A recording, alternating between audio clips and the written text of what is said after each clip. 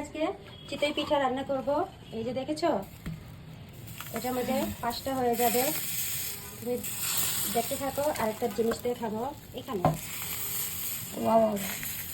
দাঁড়াও, এটাতে বেশিক্ষণ লাগে না অবশ্য। তারপরে এটা সরা যেহেতু ফিট হয় না, তাই আমি একটা বাটি দিয়ে ঢেকে দিচ্ছি। আর এটার সাথে থাকবে এই যে ধনেপাতার চাটনি করব, এটা পরে আবার দেখাবো। আর পিঠাগুলো হচ্ছে ঠিক এরকম ভাবে ছোট আর কিউট। অনেকগুলো পিঠা হচ্ছে, তো পরবর্তীতে আবার আসছি। Hello, hello. Finally complete. আর তো খাবো না, আসো খাই। এখন এখন ভর্তা দিয়ে পিঠাটা খাবো। আর তো খাও। এই যে ভর্তা মাখিয়ে নিলাম।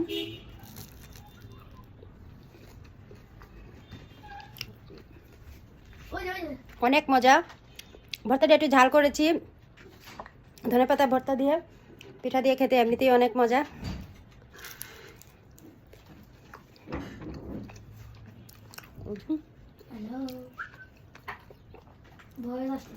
যারা যারা খাননি এখনো, শীত চলে যাওয়ার আগেই কিন্তু খেয়ে নেন, শীতের স্বাদ নিয়ে নেন। আমি তো খাচ্ছি, আমি কদিন পর পরই বানাই। আজকেও বানিয়ে নিলাম, এর আগেও অনেকবার বানিয়েছি, আপনারা দেখেছেন। তবে আজকে আমি ভর্তা দিয়ে বানাচ্ছি।